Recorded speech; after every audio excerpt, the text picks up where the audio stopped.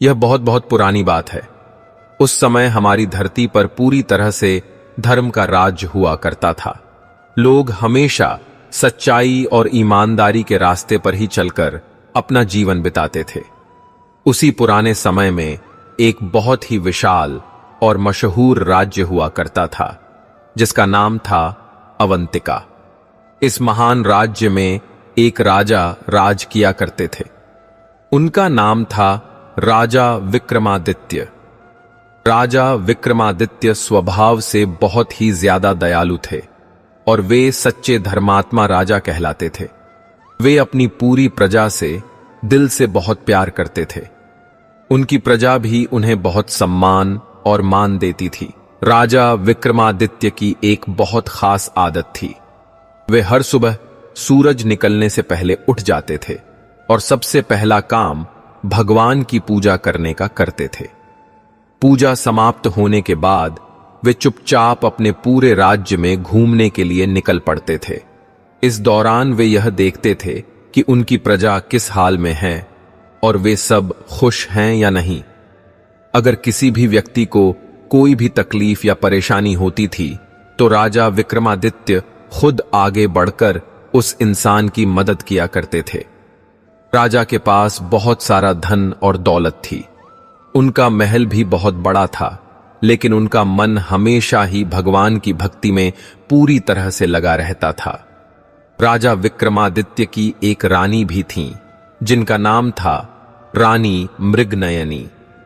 रानी मृगनयनी बहुत ही सुंदर थीं और उनका स्वभाव भी बहुत सुशील था। वे भी राजा की तरह ही बहुत धार्मिक विचारों वाली थीं। ये दोनों पति पत्नी हर समय भगवान की भक्ति में ही लीन रहा करते थे। उनके कुल मिलाकर 3 बच्चे थे। इन तीनों बच्चों में उनका एक बेटा था और 2 प्यारी बेटियां थीं। बेटे का नाम उन्होंने राजकुमार विजय रखा था और उनकी दोनों बेटियों के नाम थे राजकुमारी प्रिया और राजकुमारी श्रद्धा। ये तीनों बच्चे भी अपने माता पिता के अच्छे संस्कारों के कारण हमेशा धर्म के रास्ते पर ही चला करते थे। राजा विक्रमादित्य का जीवन बहुत आनंदमय और सुखी था। उनके पूरे राज्य में हर कोई खुश रहता था। उनके राज्य में कोई भी इंसान गरीब नहीं कहलाता था। कोई भी व्यक्ति भूखा नहीं सोता था। सब लोग एक दूसरे से बहुत प्रेम और स्नेह करते थे। राजा रोज सुबह अपने दरबार में बैठते थे और लोगों की शिकायतें और समस्याएं सुना करते थे। वे हमेशा ही निष्पक्ष होकर न्याय किया करते थे। उनके राज्य में अगर कोई झूठ बोलता था तो उसे तुरंत सजा मिलती थी और जो इंसान सच बोलता था उसे तुरंत इनाम और सम्मान दिया जाता था। यह एक दिन की बात है। राजा अपने विशाल महल में शांत बैठे हुए थे। वे पूरी श्रद्धा के साथ भगवान की पूजा कर रहे थे। तभी एक बूढ़ा साधु उनके महल के भीतर आया। साधु की दाढ़ी पूरी तरह से सफेद हो चुकी थी। उसके कपड़े भी जगह जगह से फटे हुए थे, लेकिन जब राजा ने उसकी आंखों में देखा तो उनमें एक बहुत ही अजीब सी और खास चमक दिखाई दे रही थी। साधु धीरे धीरे राजा के पास आया और बोला, हे राजन, मैं बहुत दूर दराज के इलाकों से यहां आया हूं। मुझे बहुत जोर से भूख लगी है। क्या आप मेरे लिए कुछ खाने पीने का इंतजाम करवा सकते हैं? राजा ने जैसे ही साधु को देखा वे तुरंत अपनी जगह से खड़े हो गए। उन्होंने झुककर साधु के पैर छुए और बड़े सम्मान से बोले, महाराज, आप यहां मेरे महल में पधारे, इसके लिए मैं अपने आप को बहुत धन्य मानता हूं। आप कृपा करके यहां बैठिए, मैं अभी तुरंत आपके लिए भोजन का प्रबंध करता हूं। राजा ने इसके बाद तुरंत अपनी रानी मृगनयनी को आवाज दी और कहा कि साधु के लिए सबसे स्वादिष्ट और अच्छा खाना तैयार किया जाए। रानी ने राजा का आदेश मानते हुए खुद अपने हाथों से साधु के लिए खाना बनाया। उन्होंने साधु के लिए कई तरह के मीठे पकवान, दाल, चावल, ताजी रोटियां और कई तरह की स्वादिष्ट सब्जियां भी बनाई। राजा ने खुद अपने हाथों से यह भोजन साधु के सामने थाली में रखा और उनसे विनती की, महाराज, कृपया आप भोजन ग्रहण करें। साधु ने बड़े संतोष के साथ वह भोजन खाया। खाना खाने के बाद साधु ने प्रसन्न होकर राजा को ढेर सारा आशीर्वाद दिया।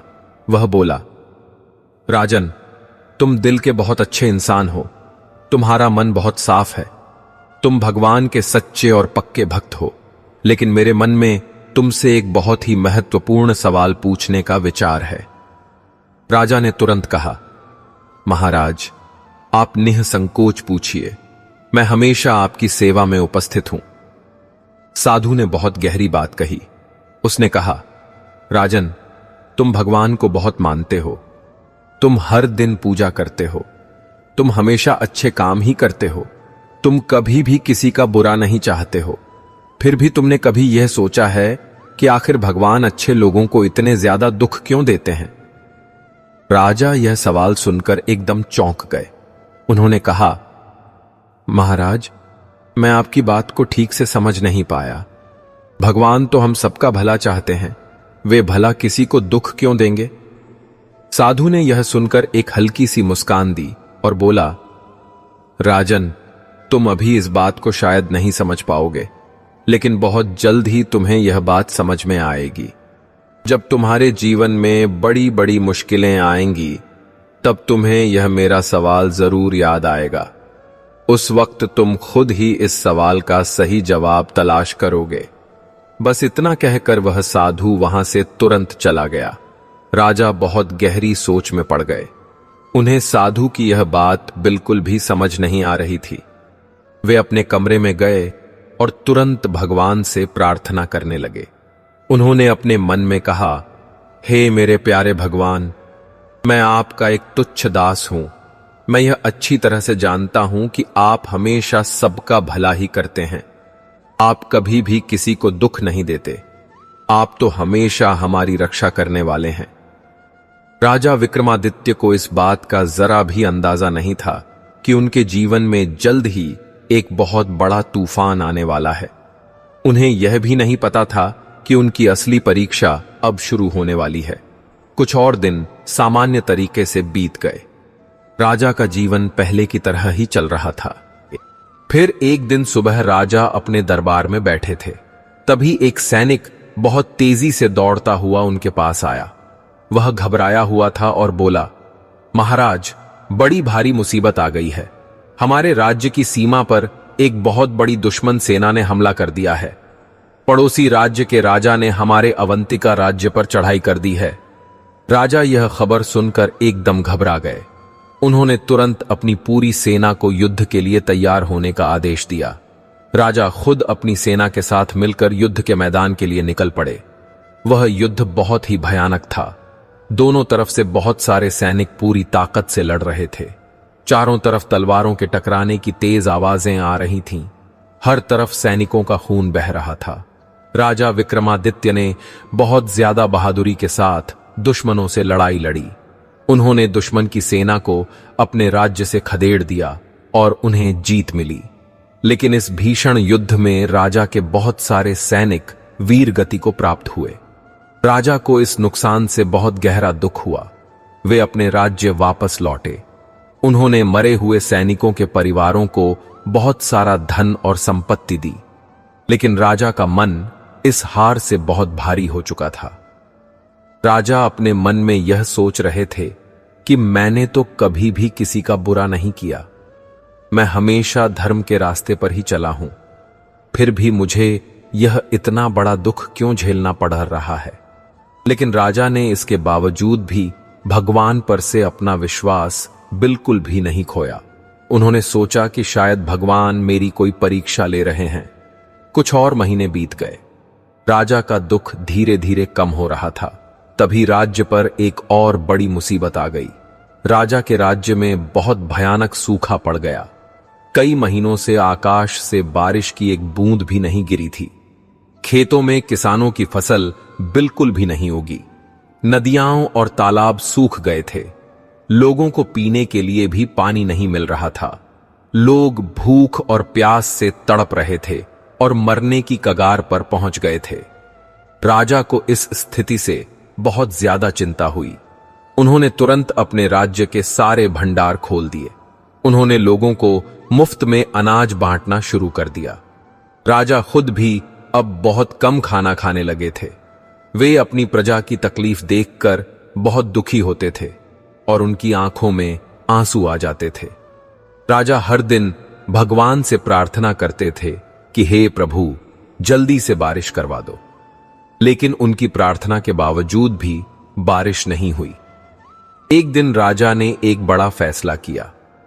उन्होंने सोचा कि मैं एक बहुत बड़ा यज्ञ करूंगा, इससे भगवान जरूर खुश होंगे और राज्य में अच्छी बारिश होगी।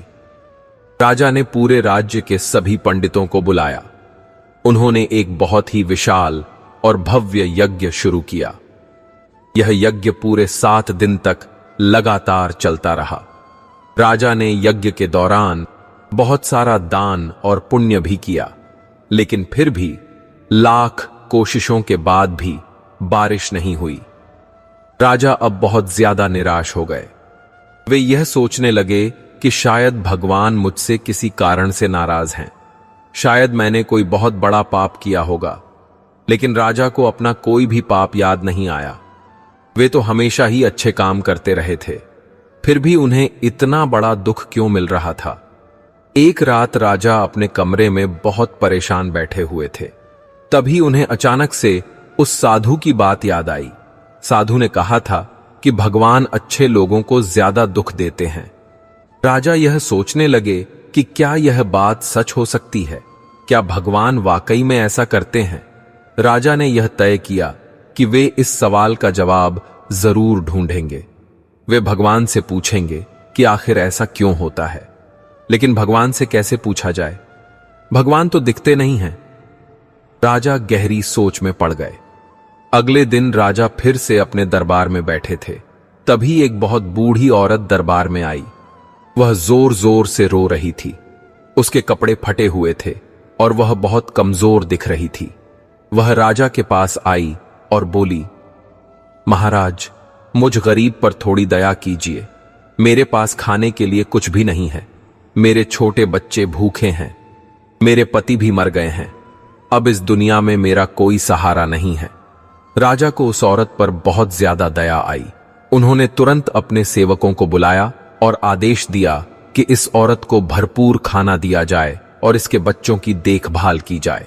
राजा ने उस औरत को जीवन यापन के लिए बहुत सारा धन भी दिया। वह औरत खुशी के मारे रोने लगी। उसने राजा को आशीर्वाद देते हुए कहा, महाराज, आप बहुत अच्छे हैं। भगवान आपका भला करें। आपने मेरी और मेरे बच्चों की जान बचा ली है। राजा ने कहा, माता, तुम मेरी मां की तरह हो। तुम्हारी मदद करना मेरा सबसे पहला धर्म है। तुम अब बिल्कुल भी चिंता मत करो। आज से तुम और तुम्हारे बच्चे मेरे परिवार का ही हिस्सा हो।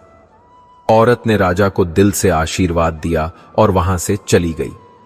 राजा मन ही मन सोच रहे थे कि मैंने अपने जीवन में इतनी अच्छाई की है, फिर भी मुझे इतना बड़ा दुख क्यों मिल रहा है।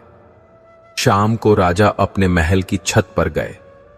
वे आसमान की तरफ देख रहे थे। आसमान में कहीं भी बादल नहीं थे। चारों तरफ एकदम सूनापन छाया हुआ था। राजा की आंखों में आंसू आ गए। वे उदास मन से बोले, हे मेरे भगवान, मैं आपसे कोई सवाल नहीं पूछना चाहता, लेकिन मुझे यह बात समझ नहीं आ रही है। मैंने हमेशा आपकी भक्ति की है। मैंने हमेशा ही अच्छे काम किए हैं। फिर भी मेरे राज्य में इतनी भारी मुसीबतें क्यों आ रही हैं? क्या आप मुझसे सच में नाराज हैं? राजा बहुत देर तक रोते रहे, लेकिन उन्हें कोई भी जवाब नहीं मिला। आसमान एकदम शांत था। हवा भी नहीं चल रही थी। राजा वापस अपने कमरे में आए। वे बिस्तर पर लेट गए, लेकिन उन्हें रात भर नींद नहीं आई। रात बहुत गहरी हो चुकी थी।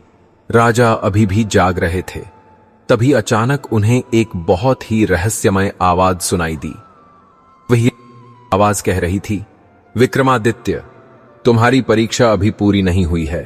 तुम्हें अभी और भी बड़े दुख झेलने पड़ेंगे, लेकिन तुम घबराना मत। अंत में तुम्हें सब कुछ ठीक से समझ आ जाएगा। राजा एकदम चौंक गए। उन्होंने चारों तरफ देखा, लेकिन उन्हें कोई भी नजर नहीं आया। राजा यह समझ गए कि यह आवाज स्वयं भगवान की थी। राजा ने हाथ जोड़े और कहा, हे प्रभु, मैं हर तरह की परीक्षा के लिए तैयार हूं। आप जो भी परीक्षा लेना चाहते हैं, मैं उसे खुशी खुशी झेलूंगा, लेकिन कृपा करके मेरी प्रजा को दुख मत दीजिए। लेकिन इस बार भी कोई जवाब नहीं आया। राजा थक कर फिर से सो गए। अगले दिन सुबह जब राजा उठे तो उन्हें अपने मन में एक अजीब सी शांति महसूस हुई। वे समझ गए कि उनकी परीक्षा अभी भी खत्म नहीं हुई है, लेकिन वे अब डरे नहीं। उन्होंने भगवान पर और भी ज्यादा भरोसा कर लिया। कुछ दिन और बीत गए। सूखा और भी ज्यादा बढ़ता गया। लोग और भी परेशान होने लगे। राजा ने अपने राज्य के सारे खजाने खोल दिए। उन्होंने अपने निजी गहने बेच दिए। उन्होंने अपने महल की सारी कीमती चीजें भी बेच दीं। सब कुछ बेचकर राजा ने अनाज खरीदा और लोगों में बांट दिया। लेकिन एक दिन ऐसा आया जब राजा के पास भी कुछ नहीं बचा। राज्य का खजाना पूरी तरह से खाली हो गया। अनाज के भंडार खत्म हो गए। राजा के पास अब लोगों को देने के लिए कुछ भी नहीं था। लोग राजा के महल के सामने इकट्ठा होने लगे। वे जोर जोर से चिल्ला रहे थे, हमें खाना दो, हमें पानी दो, हम भूख से मर रहे हैं। राजा बाहर आए। उन्होंने अपनी प्रजा को देखा। उनकी आंखों में भी आंसू थे। वे नम आंखों से बोले, मेरी प्रिय प्रजा, मैं तुम्हारा दुख बहुत अच्छी तरह समझता हूं। मैं भी तुम्हारी तरह ही परेशान हूं, लेकिन अब मेरे पास तुम्हें देने के लिए कुछ भी नहीं बचा है। मैंने अपना सब कुछ तुम्हें दे दिया है। अब बस भगवान ही हमारी मदद कर सकते हैं। लोगों को राजा पर गुस्सा आने लगा। कुछ लोग भीड़ में बोले, तुम हमारे राजा हो, तुम्हारा सबसे बड़ा काम है हमारी देखभाल करना। अगर तुम हमारी मदद नहीं कर सकते तो फिर तुम राजा क्यों बने बैठे हो? राजा को इन बातों से बहुत गहरा दुख हुआ, लेकिन वे चुप रहे और कुछ नहीं बोले। वे वापस महल में चले गए। रानी ने राजा को रोते हुए देखा। वह भी रोने लगी। उसने पूछा, महाराज, यह सब हमारे साथ क्या हो रहा है? हमने कौन सा पाप किया है जो हमें इतना दुख मिल रहा है?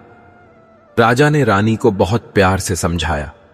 वे बोले, रानी, यह हमारी परीक्षा है। भगवान हमें परख रहे हैं। हमें इस समय धैर्य रखना होगा। हमें भगवान पर अपना विश्वास बनाए रखना होगा। रानी ने कहा, महाराज, लेकिन यह सब कब तक चलेगा? लोग तो मर रहे हैं, छोटे बच्चे भूखे हैं। आखिर कब तक हम इंतजार करते रहें? राजा के पास इस सवाल का कोई जवाब नहीं था। वे बस भगवान से प्रार्थना कर सकते थे। राजा और रानी दोनों भगवान के सामने बैठ गए और पूरी श्रद्धा के साथ प्रार्थना करने लगे। उसी रात एक और बहुत बड़ी मुसीबत आई। राजकुमार विजय, जो राजा का इकलौता बेटा था, वह बहुत बीमार पड़ गया। उसे बहुत तेज बुखार आ गया। वह तुरंत बेहोश हो गया। राजा और रानी बुरी तरह घबरा गए। उन्होंने तुरंत वैद्य डॉक्टर को बुलाया। वैद्य ने राजकुमार को बहुत ध्यान से देखा। उसने कई तरह की दवाइयां दी, लेकिन राजकुमार की हालत सुधरने के बजाय और बिगड़ती चली गई। वैद्य ने राजा से कहा, महाराज, अब मेरे बस में कुछ नहीं है। राजकुमार की हालत बहुत ज्यादा गंभीर है। अब बस भगवान की दया और कृपा से ही वह ठीक हो सकता है। राजा और रानी पूरी तरह से टूट गए। उनका इकलौता बेटा अब मौत के करीब था। दोनों राजकुमार के पास रात भर बैठे रहे। वे जोर जोर से रो रहे थे। वे लगातार भगवान से प्रार्थना कर रहे थे। राजा ने कहा, हे मेरे भगवान, मुझे जितना दुख देना हो दे दो, लेकिन कृपा करके मेरे बेटे को बचा लो। वह अब भी बहुत छोटा है। उसने अभी पूरी जिंदगी देखी नहीं है। मैं तुमसे हाथ जोड़कर विनती करता हूं। लेकिन राजकुमार की हालत बिगड़ती ही जा रही थी। रात भर राजा और रानी जागते रहे। वे राजकुमार के पास बैठे रहे। उन्होंने बार बार भगवान का नाम लिया। उन्होंने कई सारे मंत्रों का जाप किया। सुबह होने से ठीक पहले राजकुमार ने धीरे से अपनी आंखें खोलीं। उसने अपने माता पिता को देखा। वह बहुत धीरे से मुस्कुराया और फिर उसने अपनी आंखें हमेशा के लिए बंद कर लीं। राजकुमार की सांस रुक गई। वह इस दुनिया से चला गया। राजा और रानी जोर से चिल्लाने लगे। पूरे महल में चारों तरफ कोहराम मच गया। राजा अपने बेटे को गले लगाकर बेतहाशा रोने लगे। रानी यह सदमा बर्दाश्त नहीं कर पाई और बेहोश हो गईं। दोनों बेटियां भी अपने भाई की मौत पर रोने लगीं। पूरा महल गहरे शोक में डूब गया। राजा यह समझ नहीं पा रहे थे कि आखिर यह सब क्यों हो रहा है। उन्होंने कभी भी किसी का बुरा नहीं किया था। उन्होंने हमेशा धर्म का पालन किया था। फिर भी उनका प्यारा बेटा उनसे छीन लिया गया। राजा को लगा कि भगवान उनसे बहुत ज्यादा नाराज हैं। राजकुमार का अंतिम संस्कार किया गया। पूरे राज्य में शोक की एक लहर दौड़ गई। लोग भी राजा के दुख में शामिल हुए, लेकिन कुछ लोग दबी जबान में यह कहने लगे कि यह राजा के पापों का ही फल है। उन्होंने कहा कि राजा ने जरूर कोई बुरा काम किया होगा, इसीलिए उनका बेटा मर गया है। राजा को जब इन बातों का पता चला तो उन्हें और भी ज्यादा दुख हुआ, लेकिन वे फिर भी कुछ नहीं बोले। वे जानते थे कि लोग परेशानी में हैं, इसीलिए ऐसा बोल रहे हैं। कुछ और दिन बीत गए। राजा बहुत उदास रहने लगे। वे महल में अकेले बैठे रहते थे। वे किसी से भी बात नहीं करते थे। रानी भी बहुत दुखी रहती थी। दोनों बेटियां भी अपने प्यारे भाई की याद में रोती रहती थीं। एक दिन राजा अपने कमरे में बैठे थे, तभी रानी उनके पास आईं। वह उदास होकर बोलीं, महाराज, मैं अब यह सब बर्दाश्त नहीं कर सकती। पहले इतना भयानक सूखा आया, फिर हमारा सारा खजाना खाली हो गया, और अब हमारा इकलौता बेटा भी चला गया। यह सब क्यों हो रहा है?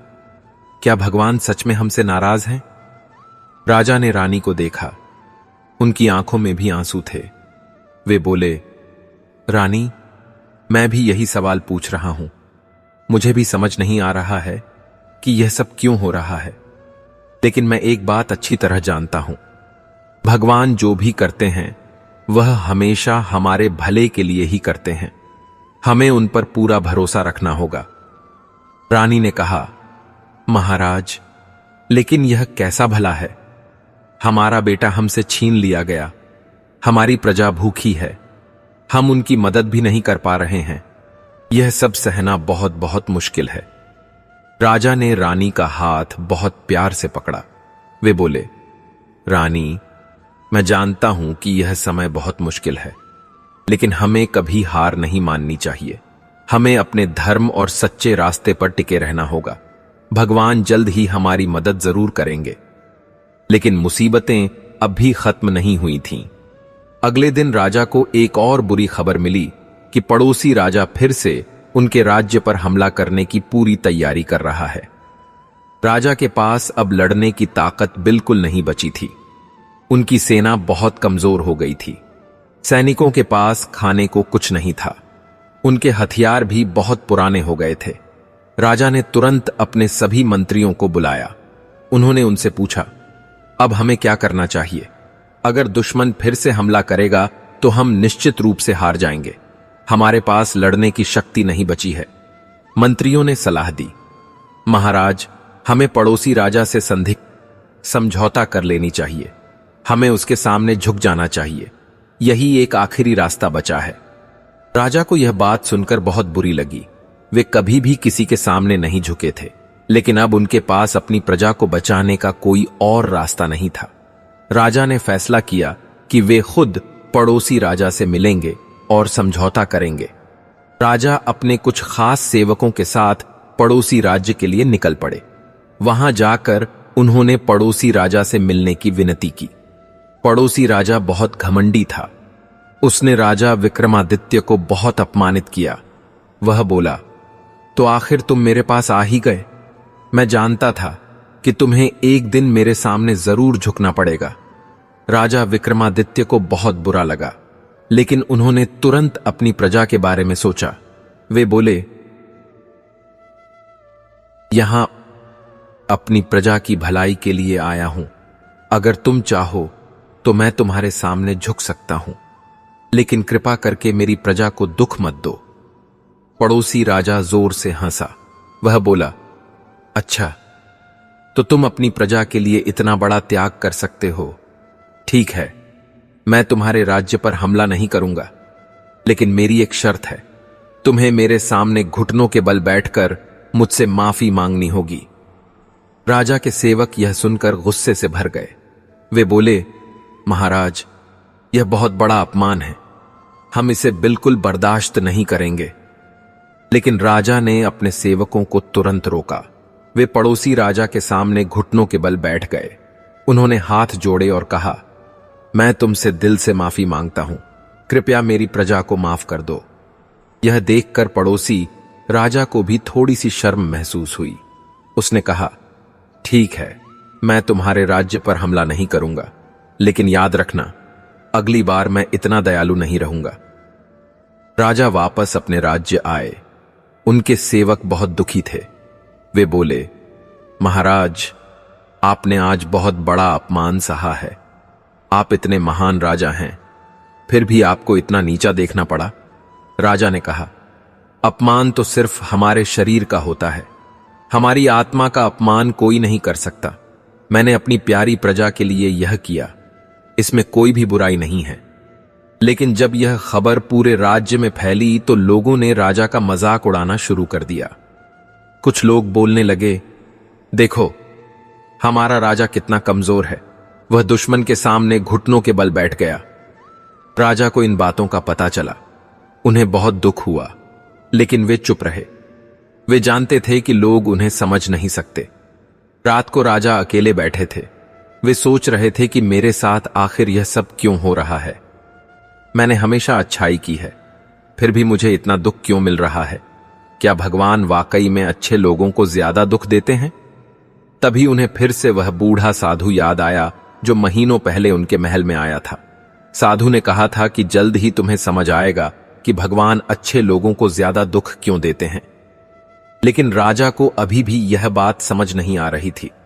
राजा ने यह तय किया कि वे उस साधु को ढूंढेंगे। वे उससे अपने सारे सवाल पूछेंगे। वे जानना चाहते थे कि उनके साथ यह सब क्यों हो रहा है। अगले दिन राजा ने अपने सेवकों को उस साधु को ढूंढने के लिए भेजा। सेवक पूरे राज्य में घूमे। उन्होंने हर जगह साधु को ढूंढा, लेकिन साधु उन्हें कहीं नहीं मिला। कुछ लोगों ने बताया कि वह साधु घने जंगल में चला गया है। कुछ ने कहा कि वह पहाड़ों पर चला गया है। राजा ने फैसला किया कि वे खुद उस साधु को ढूंढने के लिए निकलेंगे। रानी ने चिंतित होकर कहा, महाराज, आप पहले से ही इतनी मुसीबतों में हैं, अब आप जंगल में क्यों जाना चाहते हैं? कृपया यहीं हमारे साथ रहिए। लेकिन राजा ने दृढ़ता से कहा, रानी, मुझे अपने सवालों का जवाब चाहिए। मुझे जानना है कि यह सब क्यों हो रहा है। अगर मुझे उस साधु से मिलने के लिए घने जंगल भी जाना पड़ा तो मैं जरूर जाऊंगा। रानी ने राजा को जाने से नहीं रोका। राजा ने राजसी कपड़े छोड़ दिए और साधारण कपड़े पहन लिए। वे एक साधारण आदमी की तरह दिखने लगे। राजा ने अपने महल को अलविदा कहा और अकेले ही जंगल की तरफ निकल पड़े। राजा अकेले ही घने जंगल में गए। उन्होंने अपने साथ कोई सेवक या सैनिक नहीं लिया। वे पैदल ही चल रहे थे। जंगल का रास्ता बहुत कठिन और मुश्किल था। जंगल बहुत घना था। चारों तरफ जंगली जानवर घूम रहे थे, लेकिन राजा बिल्कुल नहीं डरे। वे बस अपने लक्ष्य की ओर आगे बढ़ते रहे। कई दिन बीत गए। राजा जंगल में भटक रहे थे। उन्हें खाने को कुछ नहीं मिल रहा था। वे जंगल में मिलने वाले फल खाकर ही गुजारा कर रहे थे। रात को वे किसी पेड़ के नीचे सो जाते थे। उन्हें कोई डर नहीं था। उनका मन बस यही जानना चाहता था कि भगवान उन्हें इतना दुख क्यों दे रहे हैं। एक दिन राजा एक साफ नदी के किनारे पहुंचे। वहां उन्होंने एक बहुत छोटी सी झोपड़ी देखी। झोपड़ी के बाहर एक बूढ़ा साधु बैठा था। राजा ने साधु को तुरंत पहचान लिया। यह वही साधु था जो महीनों पहले उनके महल में आया था। राजा जल्दी से साधु के पास गए। उन्होंने झुककर साधु के पैर छुए और बहुत आदर से बोले, महाराज, आपको मैं बहुत दिनों से ढूंढ रहा था। कृपया मेरे सवालों का जवाब दीजिए। साधु ने राजा को ध्यान से देखा। उसने मुस्कुराते हुए कहा, राजन, मैं जानता था कि तुम मुझे ढूंढते हुए जरूर आओगे। बैठो, मैं तुम्हें सब कुछ विस्तार से बताता हूं। राजा साधु के पास जमीन पर बैठ गए। साधु ने कहा, राजन, तुमने अपने जीवन में बहुत दुख झेले हैं। तुम्हारे राज्य में भयानक सूखा पड़ा, तुम्हारा सारा खजाना खाली हो गया, तुम्हारा प्यारा बेटा मर गया, तुम्हें अपमान सहना पड़ा। तुम यह जानना चाहते हो कि आखिर यह सब तुम्हारे साथ क्यों हुआ? राजा ने कहा, हां महाराज, मैं यही जानना चाहता हूं। मैंने कभी किसी का बुरा नहीं किया, मैंने हमेशा धर्म का पालन किया, फिर भी मुझे इतना दुख क्यों मिला? क्या भगवान मुझसे सच में नाराज हैं? साधु ने कहा, नहीं राजन, भगवान तुमसे बिल्कुल भी नाराज नहीं है, बल्कि सच तो यह है कि भगवान तुमसे बहुत ज्यादा प्रेम करते हैं, इसीलिए उन्होंने तुम्हें यह सारा दुख दिया। राजा यह सुनकर चौंक गए। उन्होंने कहा, महाराज, मैं आपकी बात समझ नहीं पाया। अगर भगवान मुझसे प्रेम करते हैं तो उन्होंने मुझे दुख क्यों दिया? साधु ने बहुत सरल भाषा में समझाया, राजन, भगवान सबसे ज्यादा प्रेम उन लोगों से करते हैं जो उनके सच्चे भक्त होते हैं। लेकिन इस दुनिया में सुख और दुख दोनों ही चीजें मौजूद हैं। जब कोई इंसान सिर्फ सुख में होता है तो वह धीरे धीरे भगवान को भूल जाता है। वह यह सोचने लगता है कि यह सारा सुख उसे अपनी मेहनत से मिला है। वह घमंड से भर जाता है। लेकिन जब उसी इंसान को दुख मिलता है तो वह तुरंत भगवान को याद करता है। वह भगवान से प्रार्थना करता है। वह विनम्र बन जाता है। राजा ने पूछा, लेकिन महाराज, फिर भी दुख तो दुख ही होता है।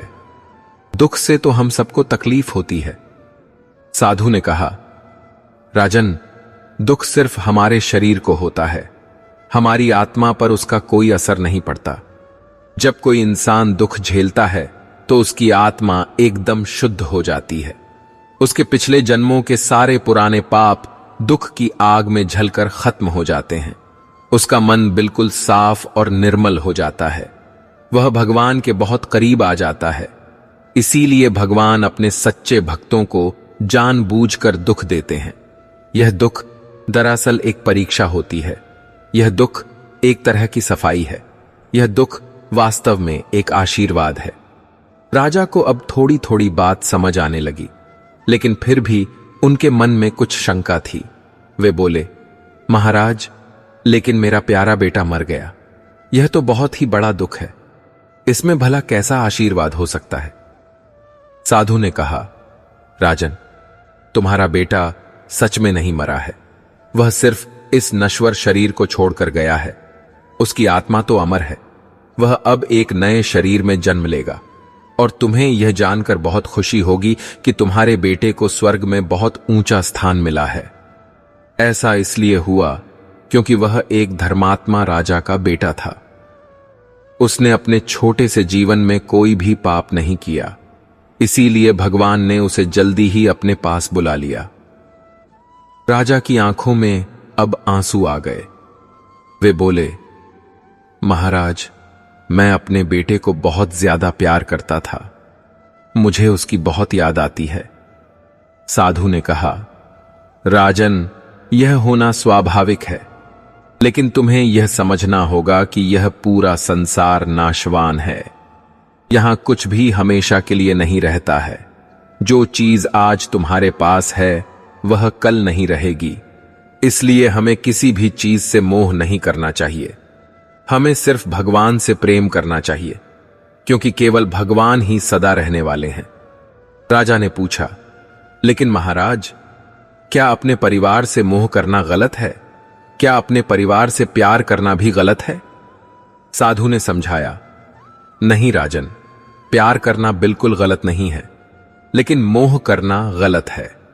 प्यार और मोह में बहुत बड़ा फर्क होता है। प्यार हमेशा निस्वार्थ होता है, जबकि मोह स्वार्थी होता है।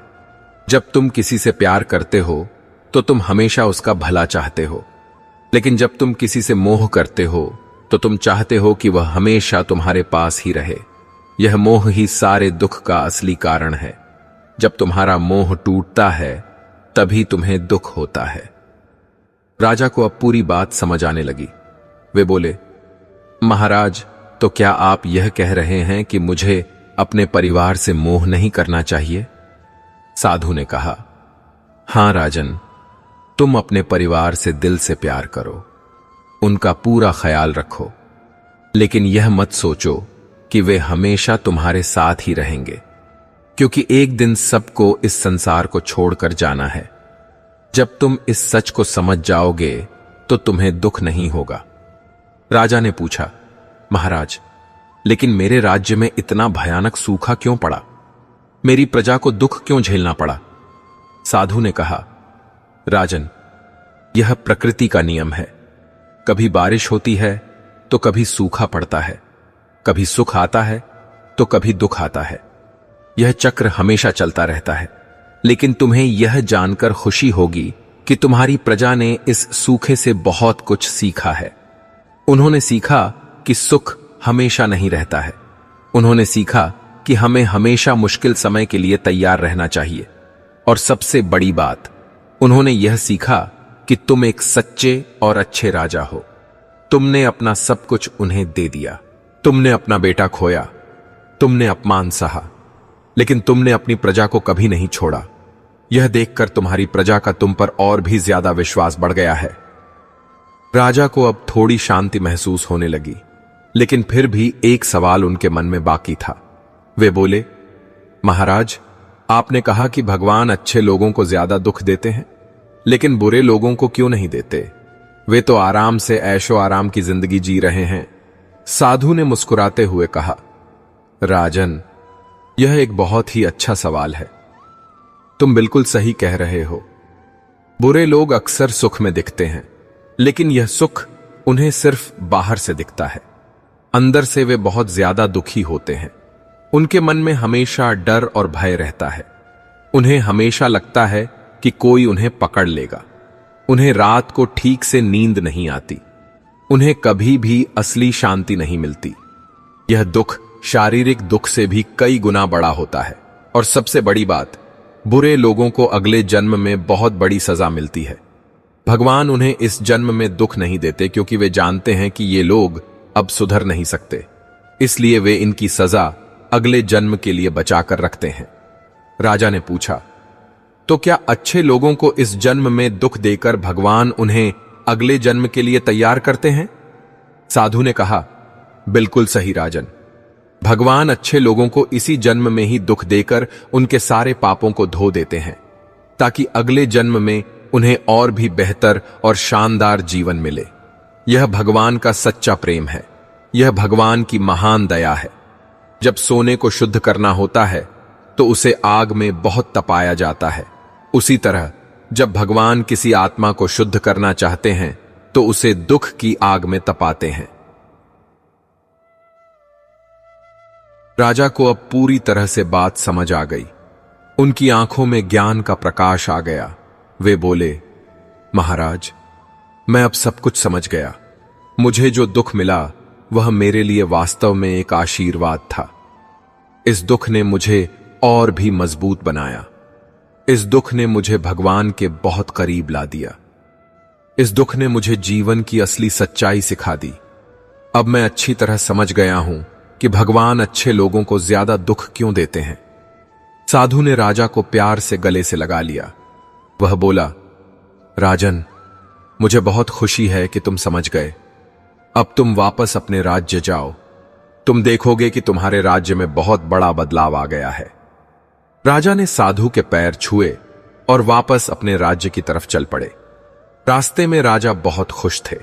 उन्हें अपने सबसे बड़े सवाल का जवाब मिल गया था। उन्हें अब भगवान पर और भी ज्यादा विश्वास हो गया था। कई दिनों की कठिन यात्रा के बाद राजा अपने राज्य पहुंचे। जब वे राज्य की सीमा पर पहुंचे तो उन्हें एक अद्भुत और सुखद नजारा देखने को मिला। चारों तरफ सिर्फ हरियाली ही हरियाली थी। खेतों में फसलें पूरी तरह से लहलहा रही थीं। नदियां पानी से पूरी भरी हुई थीं। लोग बहुत खुश दिख रहे थे। राजा चौंक गए। उन्होंने एक किसान से पूछा, यह सब कैसे हुआ? जब मैं गया था तब तो हर तरफ सूखा पड़ा था।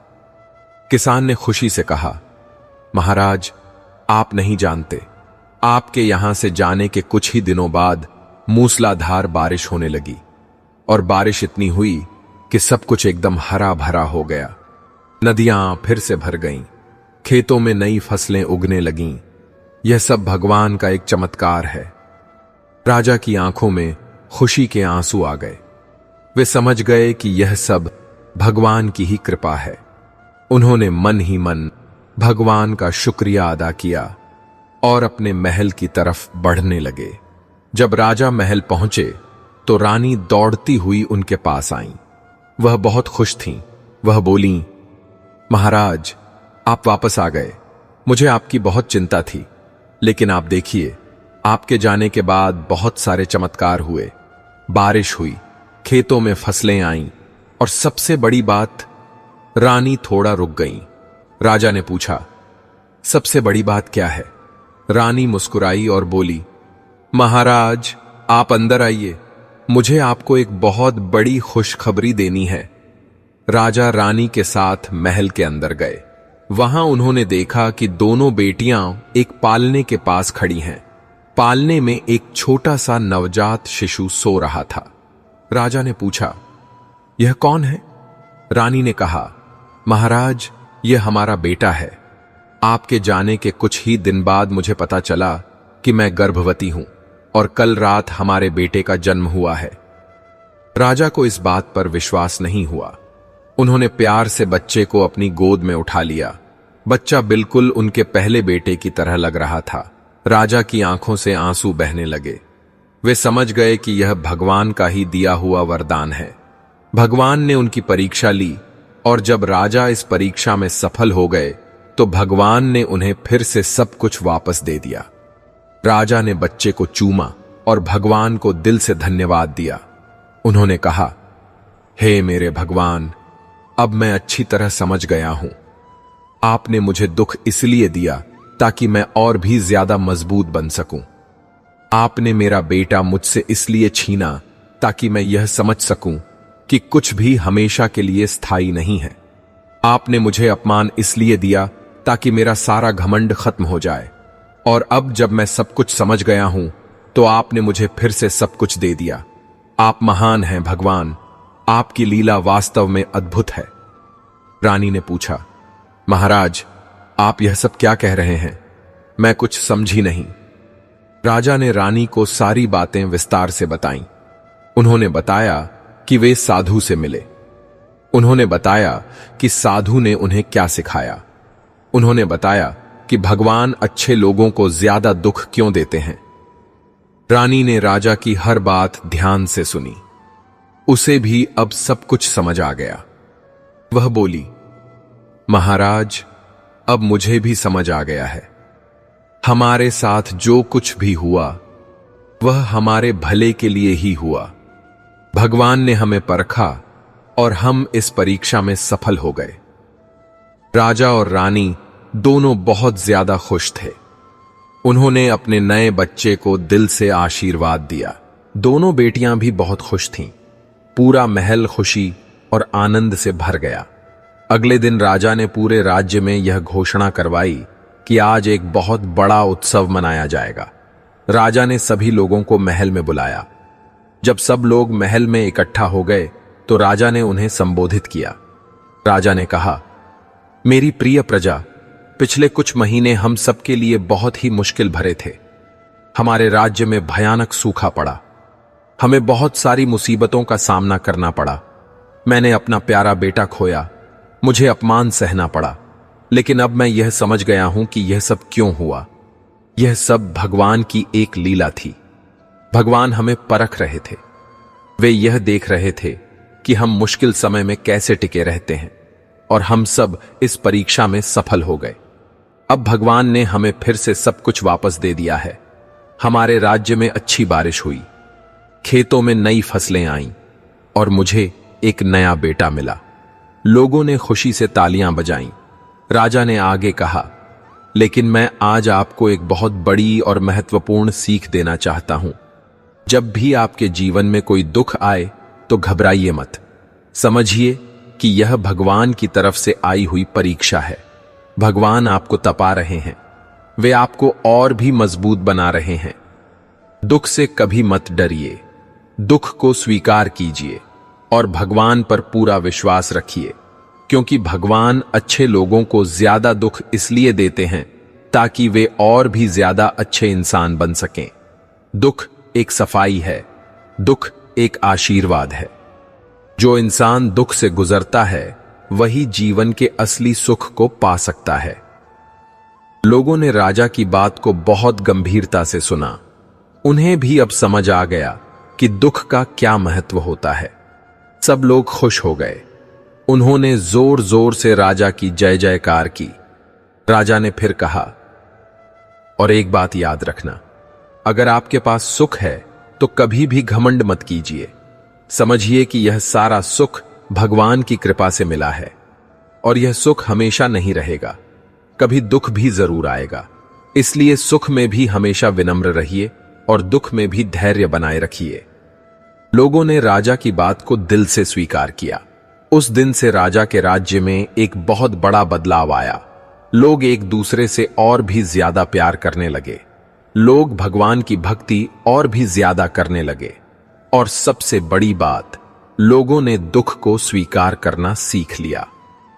कुछ महीने और बीत गए। राजा का राज्य फिर से समृद्ध और खुशहाल हो गया। खेतों में सोना, फसल उग रहा था। व्यापार फिर से शुरू हो गया। लोग खुश थे। राजा का बेटा धीरे धीरे बड़ा हो रहा था। वह बिल्कुल अपने पिता की तरह दयालु और धर्मात्मा था। एक दिन वही साधु फिर से राजा के महल में आया। राजा उसे देखकर बहुत खुश हुए। उन्होंने साधु का बहुत सम्मान से स्वागत किया। साधु ने राजा को आशीर्वाद दिया और कहा, राजन, मैं देख रहा हूं कि तुमने मेरी बात को अच्छी तरह समझ लिया है। तुम अब एक सच्चे ज्ञानी बन गए हो। राजा ने कहा, महाराज, यह सब आपकी महान कृपा है। आपने मुझे जीवन का असली सत्य सिखाया। साधु ने कहा, नहीं राजन, यह तुम्हारी अपनी समझ और मेहनत है। मैंने तो तुम्हें सिर्फ रास्ता दिखाया। उस रास्ते पर चलने का काम तुमने खुद किया। राजा ने साधु से पूछा, महाराज, आप कौन हैं? आप कहां से आते हैं? साधु मुस्कुराया और बोला, राजन, मैं कोई साधारण साधु नहीं हूं। मैं भगवान का भेजा हुआ दूत हूं। भगवान ने मुझे तुम्हारे पास भेजा था, तुम्हें परखने के लिए, तुम्हें जीवन की सीख देने के लिए। और अब जब तुमने सब कुछ समझ लिया है तो मेरा काम पूरा हो गया है। अब मैं जा रहा हूं। राजा ने तुरंत साधु के पैर पकड़ लिए। वे बोले, महाराज, कृपया मत जाइए। मुझे अभी आपसे बहुत कुछ सीखना है। साधु ने राजा को उठाया और कहा, राजन, तुम्हें सबसे बड़ी और जरूरी सीख मिल गई है। अब तुम्हें और कुछ सीखने की जरूरत नहीं है। बस इस सीख को अपने जीवन में पूरी तरह उतारो और दूसरों को भी यह सिखाओ। यही मेरी तुमसे आखिरी इच्छा है। यह कहकर साधु वहां से तुरंत चला गया। राजा ने उसे जाते हुए देखा। साधु धीरे धीरे उनकी आंखों से ओझल हो गया। राजा समझ गए कि वह वाकई कोई दिव्य शक्ति थी। राजा ने साधु की आखिरी इच्छा को पूरा करने का फैसला किया। उन्होंने अपने राज्य में एक बहुत बड़ा धर्मशाला बनवाया। वहां पर लोग आकर धर्म की बातें सीखते थे। राजा खुद भी वहां जाकर लोगों को उपदेश देते थे। वे लोगों को बताते थे कि दुख का क्या महत्व है। वे लोगों को समझाते थे कि भगवान क्यों अच्छे लोगों को ज्यादा दुख देते हैं। धीरे धीरे राजा की यह बात दूर दूर तक फैलने लगी। दूसरे राज्यों से भी लोग अवंतिका आने लगे। वे राजा की बातें सुनते थे और अपने जीवन में उतारते थे। राजा विक्रमादित्य की कीर्ति चारों दिशाओं में फैल गई। उन्हें एक महान राजा और सच्चे ज्ञानी संत के रूप में याद करने लगे। कुछ साल बीत गए। राजा का बेटा बड़ा हो गया। उसका नाम रखा गया था विक्रम, जो उसके पिता के नाम पर था। विक्रम भी अपने पिता की तरह बहुत दयालु और धर्मात्मा था। राजा ने उसे भी वही सीख दी जो साधु ने उन्हें दी थी। एक दिन राजा ने अपने बेटे को बुलाया और कहा, बेटा विक्रम, आज मैं तुम्हें एक बहुत बड़ी सीख देना चाहता हूं। यह सीख मुझे एक साधु ने दी थी और अब मैं यह सीख तुम्हें सौंप रहा हूं। विक्रम ने कहा, पिताजी, मैं ध्यान से सुन रहा हूं। राजा ने कहा, बेटा, जब तुम राजा बनोगे तो तुम्हारे जीवन में भी बड़ी मुश्किलें आएंगी, तुम्हें भी दुख मिलेगा, लेकिन तुम्हें घबराना नहीं है। तुम्हें समझना होगा कि यह दुख भगवान का दिया हुआ आशीर्वाद है। भगवान अच्छे लोगों को ज्यादा दुख इसलिए देते हैं ताकि वे और भी ज्यादा अच्छे इंसान बन सकें। दुख एक परीक्षा है, दुख एक सफाई है। जो इंसान दुख से गुजरता है वही जीवन के असली सुख को पा सकता है। विक्रम ने कहा, पिताजी, लेकिन दुख तो बहुत तकलीफदेह होता है, कोई भी दुख नहीं चाहता। राजा ने समझाया, बेटा, यह सच है कि दुख तकलीफदेह होता है, लेकिन दुख से हमें बहुत कुछ सीखने को मिलता है। दुख हमें विनम्र बनाता है, दुख हमें भगवान के करीब लाता है, दुख हमें समझाता है कि सुख कितना कीमती है। अगर दुख न हो तो सुख की कोई कीमत नहीं रहेगी। जैसे अगर अंधेरा नहीं होगा तो रोशनी की कोई कीमत नहीं रहेगी, ठीक उसी तरह अगर दुख नहीं होगा तो सुख की भी कोई कीमत नहीं रहेगी। विक्रम को अपने पिता की बात पूरी तरह समझ आ गई। वह बोला, पिताजी, आपने मुझे बहुत बड़ी सीख दी है, मैं इसे हमेशा अपने जीवन में याद रखूंगा। राजा ने अपने बेटे को गले लगाया। वे बोले, बेटा, और एक बात हमेशा याद रखना, जब तुम राजा बनोगे तो तुम्हें अपनी प्रजा का पूरा ख्याल रखना होगा। प्रजा तुम्हारी सबसे बड़ी जिम्मेदारी है। अगर तुम्हारी प्रजा दुख में है तो तुम्हें भी दुख होना चाहिए। अगर तुम्हारी प्रजा सुख में है तो तुम भी सुख में हो सकते हो, लेकिन हमेशा याद रखना कि प्रजा पहले है, राजा बाद में। विक्रम ने कहा, पिताजी, मैं आपकी हर बात को हमेशा याद रखूंगा। मैं आपकी तरह एक अच्छा राजा बनूंगा। राजा खुश हो गए। उन्हें पूरा विश्वास था कि उनका बेटा एक महान राजा बनेगा। कुछ और साल बीत गए। राजा विक्रमादित्य अब बूढ़े हो गए। उनके बाल सफेद हो गए, उनकी दाढ़ी भी सफेद हो गई, लेकिन उनका मन अभी भी उत्साह से भरा था। वे अभी भी अपनी प्रजा की सेवा करते थे। वे अभी भी पूरी श्रद्धा से भगवान की भक्ति करते थे। एक दिन राजा विक्रमादित्य बीमार पड़ गए। वैद्य ने बहुत इलाज किया, लेकिन राजा की हालत नहीं सुधरी। राजा समझ गए कि अब उनका इस दुनिया से जाने का समय आ गया है। उन्होंने अपने पूरे परिवार को बुलाया। रानी, विक्रम और दोनों बेटियां राजा के पास आईं। सब रो रहे थे, लेकिन राजा मुस्कुरा रहे थे। वे बोले, रो मत, मैं अब जा रहा हूं, लेकिन मैं बहुत खुश हूं। मैंने एक अच्छी जिंदगी जी है। मैंने अपने धर्म का पालन किया है। अब मैं अपने प्यारे भगवान के पास जा रहा हूं। रानी रोते हुए बोली, महाराज, हम आपके बिना भला कैसे रहेंगे? राजा ने कहा, रानी, जो आज है वह कल नहीं रहेगा। यह संसार का नियम है। मैं आज जा रहा हूं, कल तुम जाओगी। यह सब चलता रहेगा, लेकिन याद रखना, हम सबकी आत्मा अमर है। हम फिर से जरूर मिलेंगे। राजा ने अपने बेटे विक्रम को बुलाया। वे बोले, बेटा, अब तुम राजा बनोगे। तुम्हें प्रजा का पूरा ख्याल रखना होगा। तुम्हें धर्म का पालन करना होगा, और हमेशा याद रखना, भगवान अच्छे लोगों को ज्यादा दुख देते हैं। अगर तुम्हें भी दुख मिले तो घबराना मत, समझना कि यह भगवान का आशीर्वाद है। विक्रम रोते हुए बोला, पिताजी, मैं आपकी सारी बातें याद रखूंगा। मैं आपकी तरह एक अच्छा राजा बनूंगा। राजा ने सबको आशीर्वाद दिया। फिर उन्होंने अपनी आंखें बंद कर लीं। उन्होंने भगवान का नाम लिया और धीरे धीरे उनकी सांसें रुक गईं। राजा विक्रमादित्य इस नश्वर संसार को छोड़कर चले गए। पूरे राज्य में शोक की एक और लहर दौड़ गई। लोग रोने लगे, लेकिन सब जानते थे कि राजा एक बहुत अच्छी जगह गए हैं। राजा सीधे स्वर्ग में गए हैं, क्योंकि उन्होंने अपने जीवन में सिर्फ अच्छे काम किए थे। राजा का अंतिम संस्कार बहुत धूमधाम और सम्मान से हुआ। पूरे राज्य के लोग आए, पड़ोसी राज्यों के राजा भी आए। सबने महान राजा को श्रद्धांजलि दी। विक्रम नया राजा बना। उसने अपने पिता की दी गई सीखों को अपने जीवन में पूरी तरह उतारा। वह भी अपने पिता की तरह एक महान राजा बना। उसने भी अपनी प्रजा की बहुत सेवा की।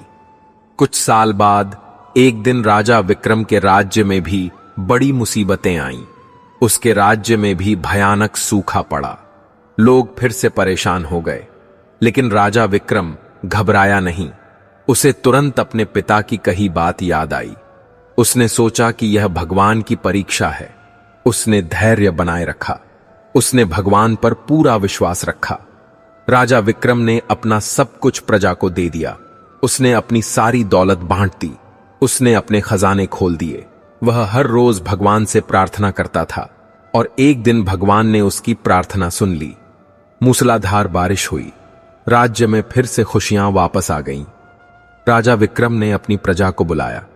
उसने कहा, मेरी प्रिय प्रजा, मेरे पिता ने मुझे एक बहुत बड़ी सीख दी थी। उन्होंने कहा था कि भगवान अच्छे लोगों को ज्यादा दुख देते हैं। पहले मुझे यह बात समझ नहीं आई थी, लेकिन आज मुझे पूरी तरह समझ आ गई है। जब हमारे राज्य में सूखा पड़ा तो मैं घबराया नहीं। मैंने भगवान पर भरोसा रखा और भगवान ने मेरी परीक्षा ली। अब जब मैं इस परीक्षा में सफल हो गया हूं तो भगवान ने हमें फिर से सब कुछ वापस दे दिया है। इसलिए याद रखिए, कभी मत डरिए, दुख को स्वीकार कीजिए, क्योंकि दुख के बाद ही असली सुख आता है। लोगों ने राजा की बात को समझा। उन्होंने राजा की जय जयकार की। उस दिन से राजा विक्रम के राज्य में भी वही सीख फैलने लगी जो उसके पिता ने उसे दी थी। इस तरह से पीढ़ी दर पीढ़ी यह महान सीख आगे बढ़ती रही।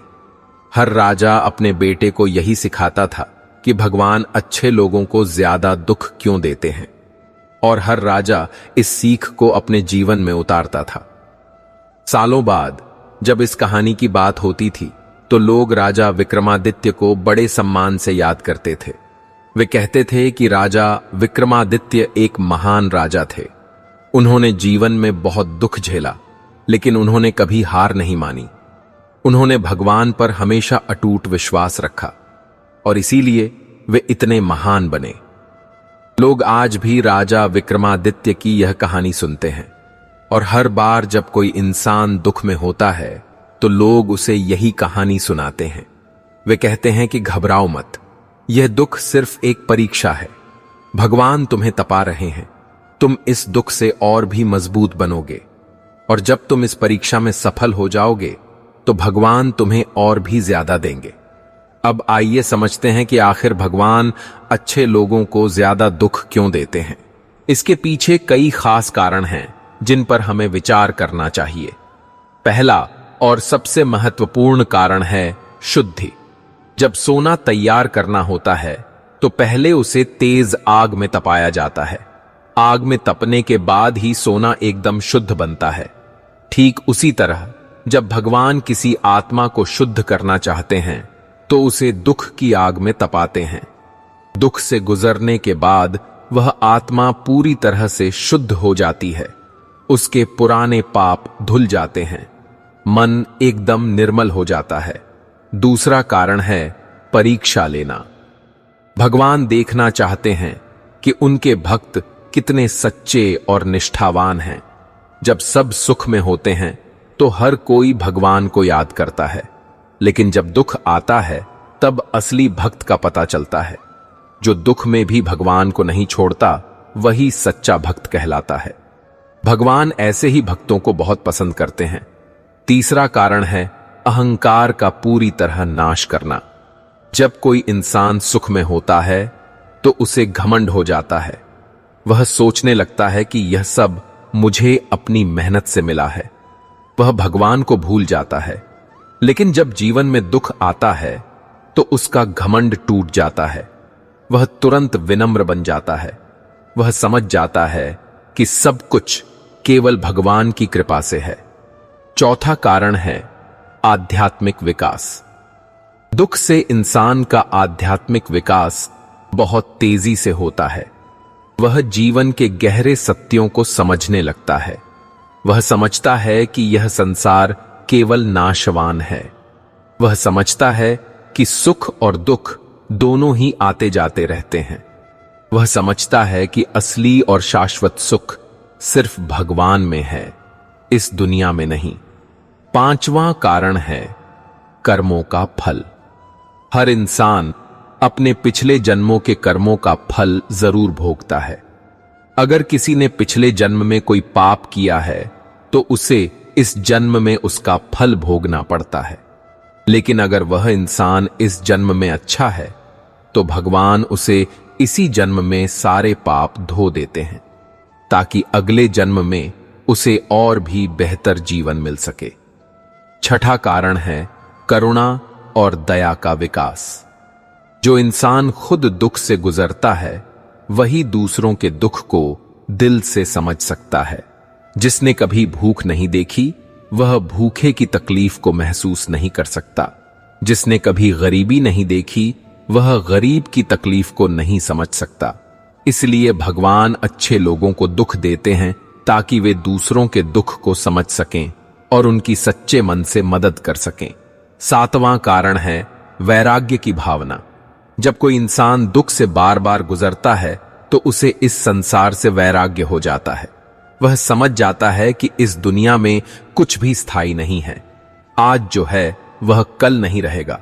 यह वैराग्य उसे सीधे भगवान के करीब ले जाता है। वह संसार के मोह माया के बंधन से पूरी तरह मुक्त हो जाता है। 8वां कारण है धैर्य का विकास करना। दुख से गुजरने से इंसान में धैर्य का गुण आता है। वह सीखता है कि मुश्किल समय में कैसे मजबूती से टिके रहना है। वह सीखता है कि कैसे हिम्मत नहीं हारनी है। यह धैर्य उसके पूरे जीवन में बहुत काम आता है। 9वां कारण है विश्वास की परीक्षा। भगवान देखना चाहते हैं कि उनके भक्त का विश्वास कितना मजबूत और अटूट है। जब सब कुछ ठीक चल रहा होता है तो सबका विश्वास मजबूत होता है, लेकिन जब मुश्किलें आती हैं तब असली विश्वास का पता चलता है। जो मुश्किल समय में भी भगवान पर अटूट विश्वास रखता है वही सच्चा भक्त होता है। 10वां कारण है प्रेम की गहराई। भगवान जिससे सबसे ज्यादा प्रेम करते हैं उसे ही सबसे ज्यादा दुख देते हैं, क्योंकि वे जानते हैं कि यह इंसान इस दुख को सह सकता है। यह इंसान इस परीक्षा में सफल हो सकता है। और जब यह इंसान परीक्षा में सफल हो जाता है तो भगवान उसे और भी ज्यादा प्रेम करते हैं। 11वां कारण है भविष्य की तैयारी। भगवान अच्छी तरह जानते हैं कि आने वाले समय में क्या होने वाला है। अगर किसी को भविष्य में कोई बहुत बड़ी जिम्मेदारी लेनी है तो भगवान उसे पहले से ही तैयार करते हैं। वे उसे दुख देकर मजबूत बनाते हैं ताकि जब बड़ी जिम्मेदारी आए तो वह उसे अच्छी तरह संभाल सके। 12वां कारण है दूसरों के लिए उदाहरण बनना। भगवान अच्छे लोगों को दुख देते हैं ताकि वे बाकी लोगों के लिए प्रेरणा और उदाहरण बन सकें। जब लोग देखते हैं कि एक अच्छा आदमी दुख में भी धैर्य रख रहा है, भगवान पर विश्वास रख रहा है, तो उन्हें भी प्रेरणा मिलती है। वे भी सीखते हैं कि दुख से कैसे निपटना है। 13वां कारण है संतुलन बनाना। इस पूरे संसार में सुख और दुख दोनों का संतुलन होना बहुत जरूरी है। अगर सिर्फ सुख ही हो तो इंसान उसकी कीमत नहीं समझेगा। दुख की वजह से ही सुख की कीमत होती है, इसलिए भगवान दोनों देते हैं। 14वां कारण है आत्मज्ञान की प्राप्ति। दुख से गुजरने के बाद इंसान को आत्मज्ञान होता है। वह अपने असली स्वरूप को पहचानता है। वह समझता है कि मैं कौन हूं। वह समझता है कि मेरा जीवन का उद्देश्य क्या है। यह आत्मज्ञान उसे मोक्ष की तरफ ले जाता है। 15वां कारण है दूसरों की मदद करना। जो इंसान खुद दुख से गुजरा है वही दूसरों की सच्ची और सही मदद कर सकता है। वह दूसरों को सही रास्ता दिखा सकता है। वह दूसरों को बता सकता है कि दुख से कैसे निपटना है। राजा विक्रमादित्य की तरह वह दूसरों के लिए प्रेरणा का स्रोत बन सकता है। इन सब कारणों से भगवान अच्छे लोगों को ज्यादा दुख देते हैं। लेकिन हमें यह हमेशा याद रखना चाहिए, यह दुख हमेशा के लिए नहीं है। यह दुख सिर्फ एक समय के लिए होता है, और इस दुख के बाद जो सुख आता है वह बहुत ही बड़ा और अनमोल होता है। राजा विक्रमादित्य की यह कहानी हमें यही महत्वपूर्ण सीख देती है। उन्होंने जीवन में बहुत दुख झेला, उनका प्यारा बेटा मर गया, उनके राज्य में सूखा पड़ा, उन्हें अपमान सहना पड़ा, लेकिन उन्होंने कभी हार नहीं मानी। उन्होंने भगवान पर हमेशा अटूट विश्वास रखा और अंत में भगवान ने उन्हें सब कुछ वापस दे दिया। उन्हें एक नया बेटा मिला, उनके राज्य में फिर से खुशियां आईं और सबसे बड़ी बात, उन्हें जीवन का असली सत्य समझ आ गया। इसलिए जब भी आपके जीवन में कोई दुख आए तो घबराइए मत। समझिए कि यह भगवान की तरफ से आई हुई परीक्षा है। भगवान आपको तपा रहे हैं, वे आपको और भी ज्यादा मजबूत बना रहे हैं।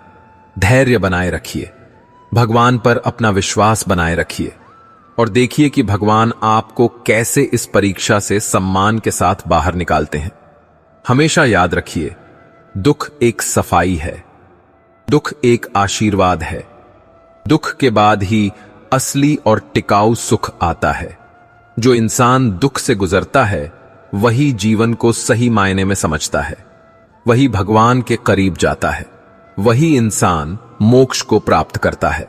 भगवान हमेशा हमारे साथ रहते हैं, वे हमें देख रहे होते हैं, वे हमारी परीक्षा लेते हैं, लेकिन वे हमें कभी भी अकेला नहीं छोड़ते। जब हम बहुत मुश्किल में होते हैं तो वे हमारी मदद करते हैं, बस हमें उन पर पूरा विश्वास रखना होता है। राजा विक्रमादित्य ने अपने पूरे जीवन से हमें यही सिखाया।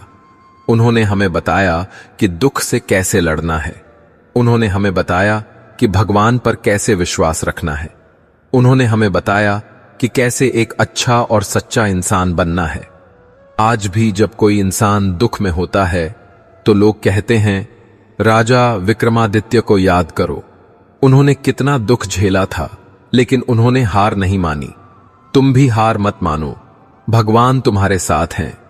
यह कहानी हमें यह भी सिखाती है कि जीवन में सुख और दुख दोनों आते हैं, लेकिन हमें दोनों को समान भाव से स्वीकार करना चाहिए।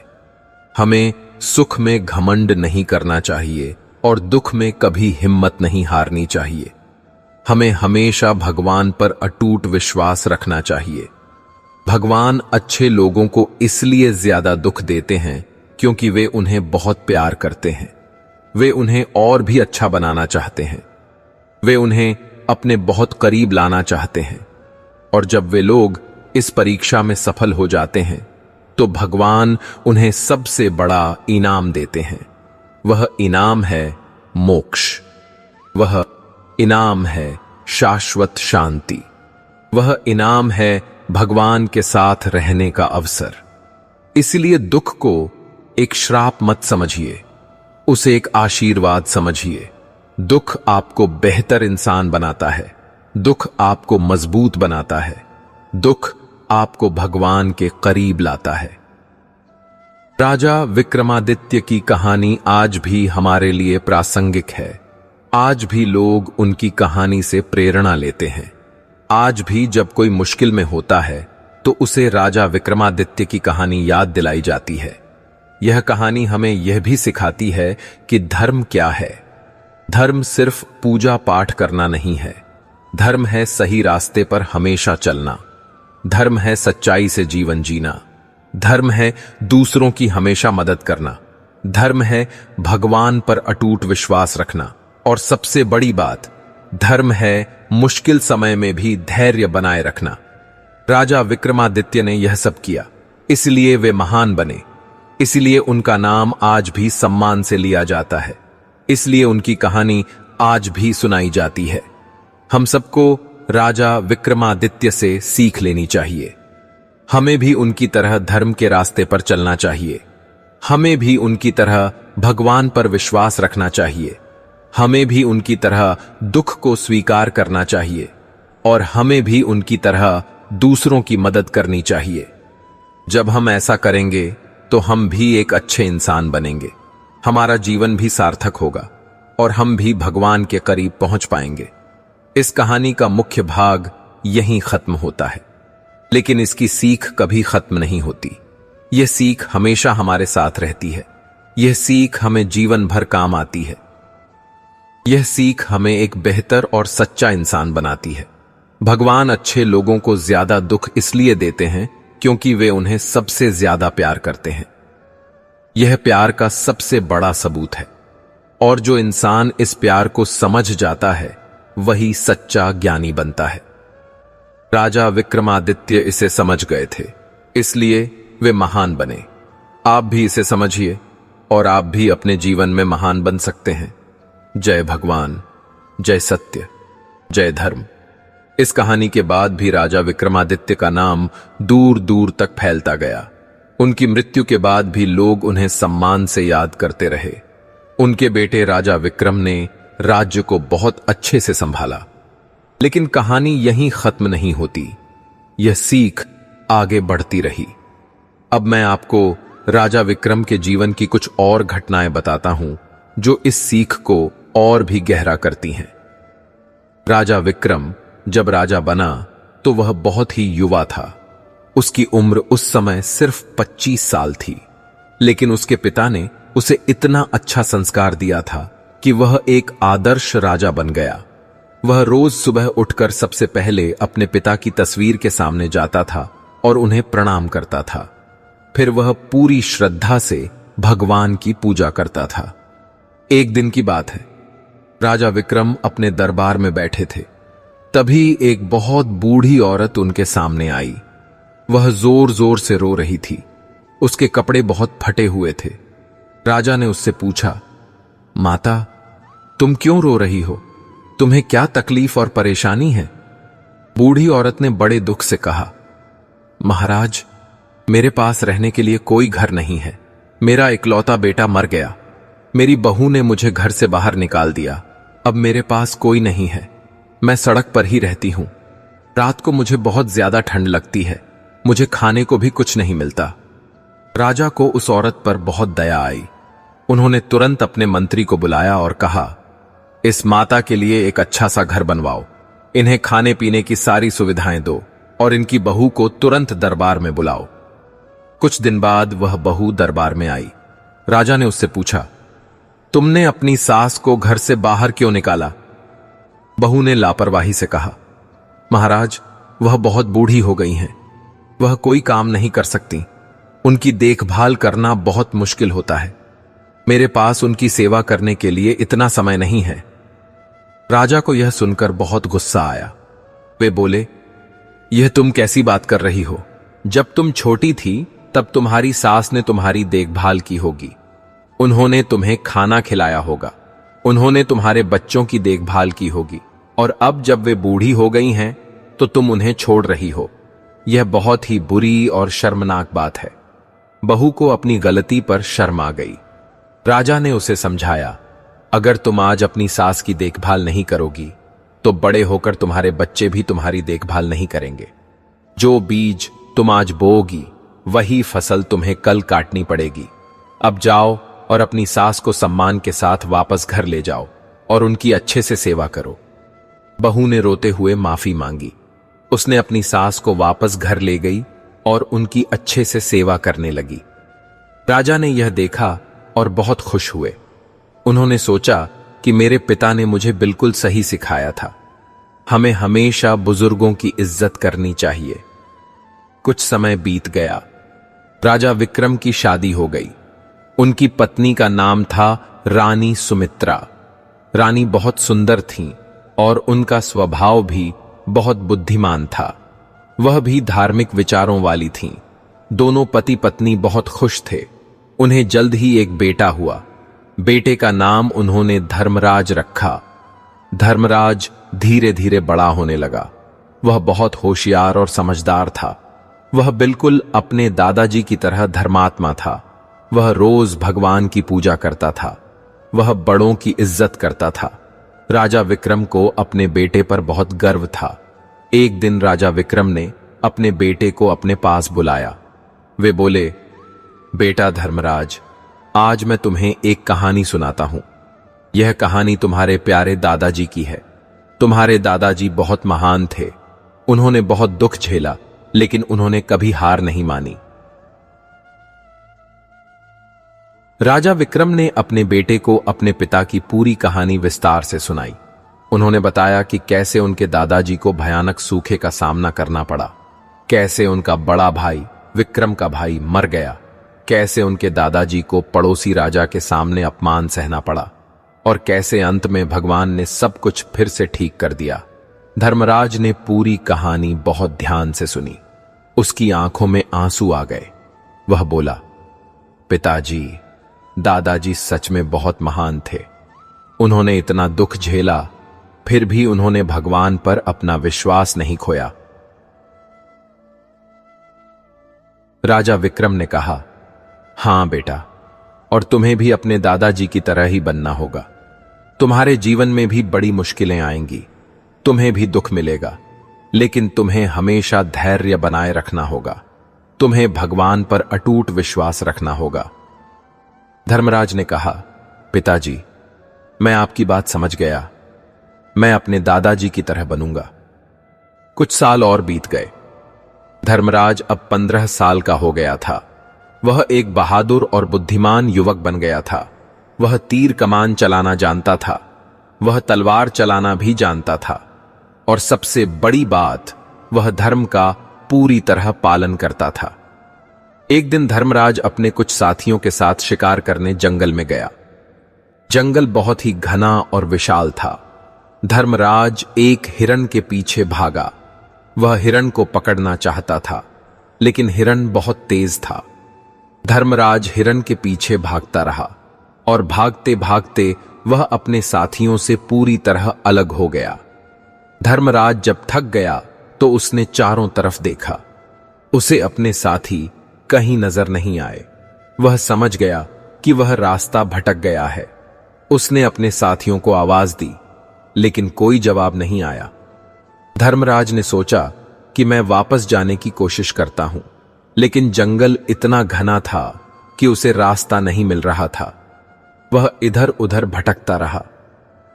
शाम हो गई। अंधेरा तेजी से होने लगा। धर्मराज को थोड़ा डर लगने लगा। उसने सोचा कि अब मुझे क्या करना चाहिए। तभी उसे तुरंत अपने दादाजी की बात याद आई। उसके पिता ने कहा था कि जब भी मुश्किल आए तो भगवान को याद करो। धर्मराज ने हाथ जोड़े और भगवान से प्रार्थना करने लगा। वह बोला, हे मेरे भगवान, मुझे रास्ता दिखाओ, मुझे मेरे घर तक पहुंचा दो। कुछ देर बाद धर्मराज को दूर एक छोटी सी रोशनी दिखाई दी। वह उस रोशनी की तरफ बढ़ा। वहां जाकर उसने देखा कि एक छोटी सी झोपड़ी है। झोपड़ी के बाहर एक बूढ़ा साधु बैठा था। साधु के पास एक दिया जल रहा था। धर्मराज साधु के पास गया। उसने साधु को प्रणाम किया और बहुत आदर से बोला, महाराज, मैं रास्ता भटक गया हूं, क्या आप मुझे वापस जाने का रास्ता बता सकते हैं? साधु ने धर्मराज को ध्यान से देखा। उसने मुस्कुराते हुए कहा, बेटा, अभी पूरी रात हो गई है। अंधेरे में जंगल में जाना बहुत खतरनाक है। तुम आज रात यहीं हमारे पास रुको, सुबह मैं तुम्हें रास्ता बता दूंगा। धर्मराज ने साधु की बात मान ली। साधु ने उसे खाने के लिए फल दिए। धर्मराज ने खाना खाया और साधु से बातें करने लगा। साधु ने पूछा, बेटा, तुम कौन हो? तुम्हारा नाम क्या है?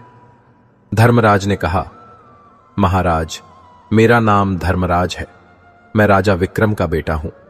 साधु की आंखें खुशी से चमक उठीं। वह बोला, तो तुम महान राजा विक्रमादित्य के पोते हो। मैंने तुम्हारे दादाजी के बारे में बहुत कुछ सुना है। वे बहुत महान थे। धर्मराज ने कहा, हां महाराज, मेरे दादाजी बहुत अच्छे थे। मेरे पिताजी ने मुझे उनकी सारी कहानी सुनाई है। साधु ने कहा, बेटा, तुम्हारे दादाजी ने जीवन में बहुत दुख झेला था, लेकिन उन्होंने कभी हार नहीं मानी। क्या तुम्हें पता है क्यों? धर्मराज ने कहा, महाराज, क्योंकि उन्होंने हमेशा भगवान पर अटूट विश्वास रखा। साधु ने कहा, बिल्कुल सही, और तुम्हें भी ऐसा ही करना होगा। तुम्हारे जीवन में भी मुश्किलें आएंगी, तुम्हें भी दुख मिलेगा, लेकिन तुम्हें धैर्य बनाए रखना होगा। तुम्हें भगवान पर विश्वास बनाए रखना होगा। धर्मराज ने कहा, महाराज, लेकिन मुझे एक बात समझ नहीं आती। भगवान अच्छे लोगों को ज्यादा दुख क्यों देते हैं? मेरे दादाजी इतने अच्छे थे, फिर भी उन्हें इतना दुख मिला। साधु ने मुस्कुराते हुए कहा, बेटा, यह एक बहुत ही गहरा सवाल है।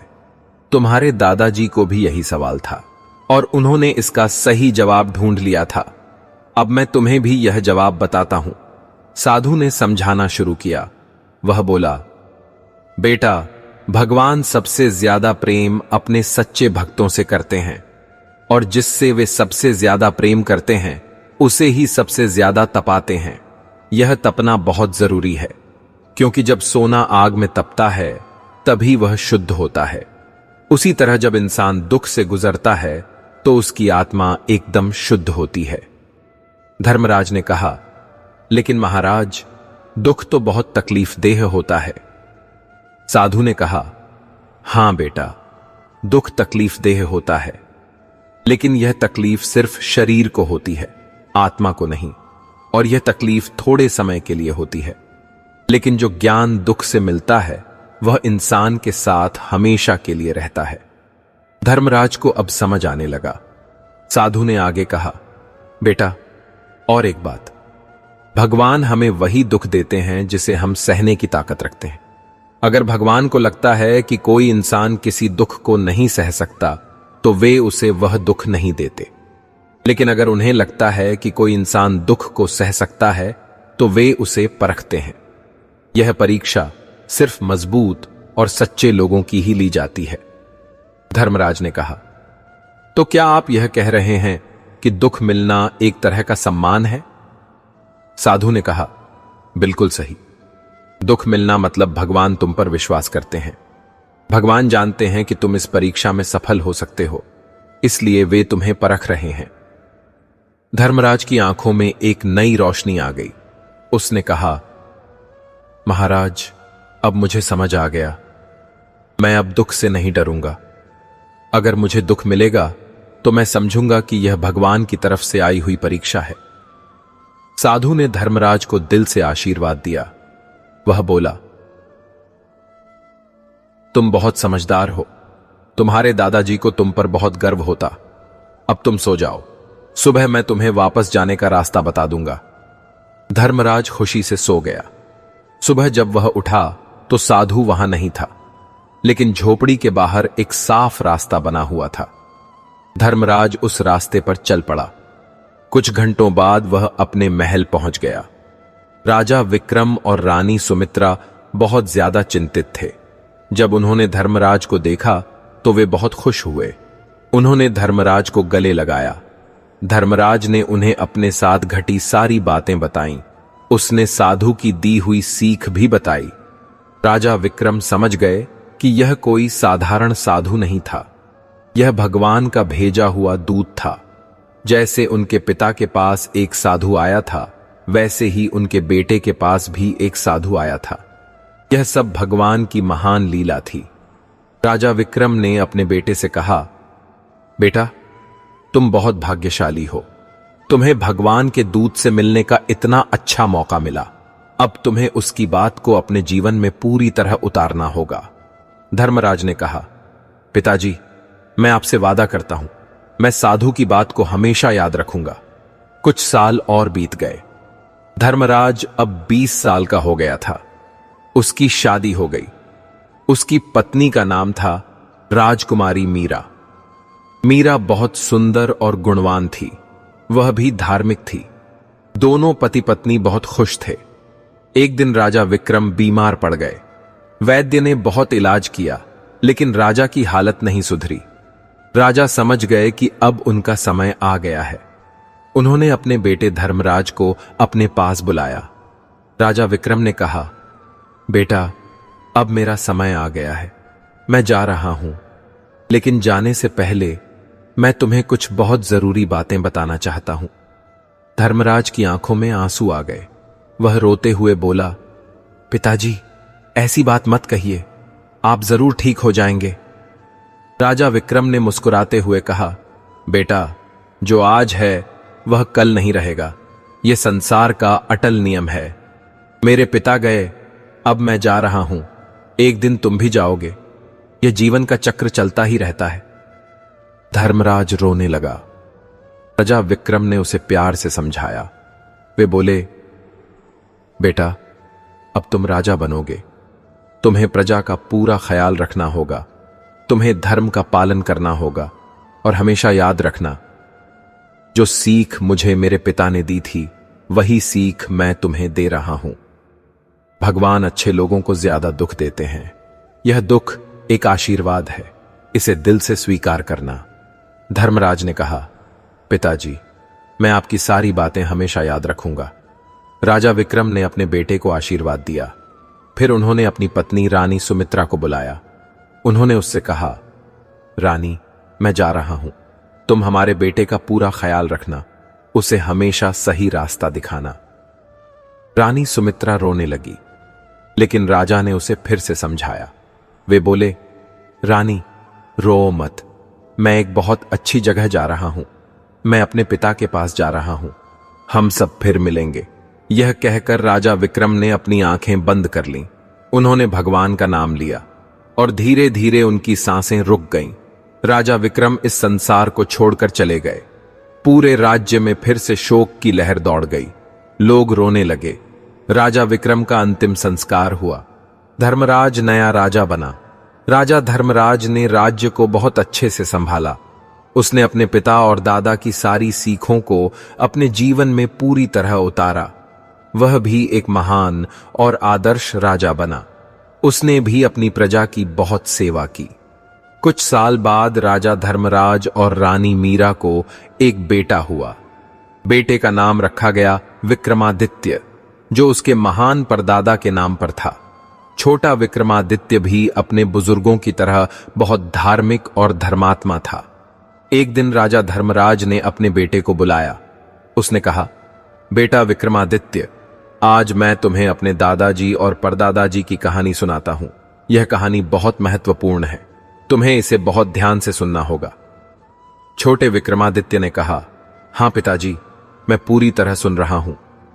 राजा धर्मराज ने अपने परदादाजी राजा विक्रमादित्य की पूरी कहानी विस्तार से सुनाई। उसने बताया कि कैसे उन्होंने जीवन में दुख झेला, कैसे उन्होंने भगवान पर विश्वास रखा और कैसे अंत में भगवान ने सब कुछ फिर से ठीक कर दिया। फिर उसने अपने पिता राजा विक्रम की कहानी भी सुनाई। उसने बताया कि कैसे उनके पिता ने भी उसी सीख को अपने जीवन में उतारा। छोटे विक्रमादित्य ने पूरी कहानी बहुत ध्यान से सुनी। उसकी आंखों में आश्चर्य और सम्मान था। वह बोला, पिताजी, मेरे परदादाजी और दादाजी बहुत महान थे। उन्होंने इतना दुख झेला, फिर भी उन्होंने हार नहीं मानी। राजा धर्मराज ने कहा, हां बेटा, और अब यह जिम्मेदारी तुम्हारी है। तुम्हें भी इसी धर्म के रास्ते पर चलना होगा। तुम्हें भी अपने बुजुर्गों की तरह एक सच्चा इंसान बनना होगा।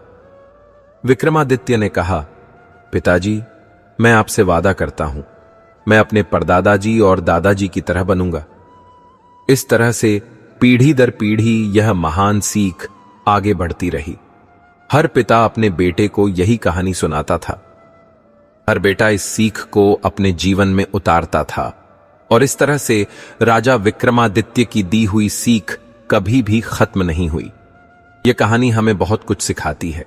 यह हमें सिखाती है कि दुख से कभी घबराना नहीं चाहिए। यह हमें सिखाती है कि भगवान पर हमेशा विश्वास रखना चाहिए। यह हमें सिखाती है कि धर्म के रास्ते पर हमेशा चलना चाहिए। और सबसे बड़ी बात, यह हमें सिखाती है कि भगवान अच्छे लोगों को ज्यादा दुख क्यों देते हैं। भगवान अच्छे लोगों को दुख इसलिए देते हैं क्योंकि वे उन्हें सबसे ज्यादा प्यार करते हैं। वे उन्हें और भी अच्छा बनाना चाहते हैं। वे उन्हें अपने बहुत करीब लाना चाहते हैं। और यह दुख ही उस सच्चे प्रेम की सबसे बड़ी निशानी है। जो इंसान इस सत्य को समझ लेता है, वही सच्चा ज्ञानी बनता है। वही मोक्ष को प्राप्त करता है। वही भगवान के साथ रहने का अनमोल अवसर पाता है। राजा विक्रमादित्य, राजा विक्रम और राजा धर्मराज, इन तीनों ने यह सत्य अच्छी तरह समझ लिया था। इसीलिए तीनों महान बने और आज भी लोग उन्हें सम्मान के साथ याद करते हैं। यह कहानी हमें यह भी सिखाती है कि हमें अपने बुजुर्गों की बातों को मानना चाहिए। उन्होंने जीवन में जो अनुभव किया है वह बहुत कीमती होता है। उनकी सीख को हमें अपने जीवन में उतारना चाहिए। हमें अपनी संतानों को भी यही सीख देनी चाहिए। हमें उन्हें बताना चाहिए कि जीवन में सुख और दुख दोनों ही आते हैं और हमें दोनों को समान भाव से बिना घबराए स्वीकार करना चाहिए। हमें उन्हें बताना चाहिए कि भगवान हमेशा हर पल हमारे साथ हैं। चाहे सुख हो या दुख, भगवान हमेशा हमारी रक्षा करते हैं। बस हमें उन पर विश्वास बनाए रखना होता है। यह सीख सिर्फ राजा महाराजाओं के लिए नहीं है, यह सीख हम सभी साधारण लोगों के लिए भी है। चाहे हम गरीब हों या अमीर, चाहे हम राजा हों या प्रजा, यह सीख हर इंसान के लिए है। जीवन में जब भी कोई मुश्किल आए तो राजा विक्रमादित्य को याद कीजिए। सोचिए कि उन्होंने कैसे मुश्किलों का बहादुरी से सामना किया, और फिर आप भी वैसा ही कीजिए। धैर्य बनाए रखिए, भगवान पर विश्वास बनाए रखिए, और फिर देखिए कि भगवान कैसे आपकी मुश्किल समय में मदद करते हैं। यह कहानी यहीं समाप्त होती है, लेकिन इसकी सीख कभी खत्म नहीं होती। यह सीख हमेशा हमारे साथ रहेगी। यह सीख पीढ़ी दर पीढ़ी आगे बढ़ती रहेगी। भगवान अच्छे लोगों को ज्यादा दुख इसलिए देते हैं क्योंकि वे उन्हें सबसे ज्यादा प्यार करते हैं। यह प्यार का सबसे बड़ा और अटूट सबूत है, और जो इंसान इस प्यार को समझ जाता है वही सच्चा ज्ञानी बनता है। राजा विक्रमादित्य इसे अच्छी तरह समझ गए थे, इसलिए वे महान बने। आप भी इसे समझिए और आप भी अपने जीवन में महान बन सकते हैं। जय भगवान, जय सत्य, जय धर्म।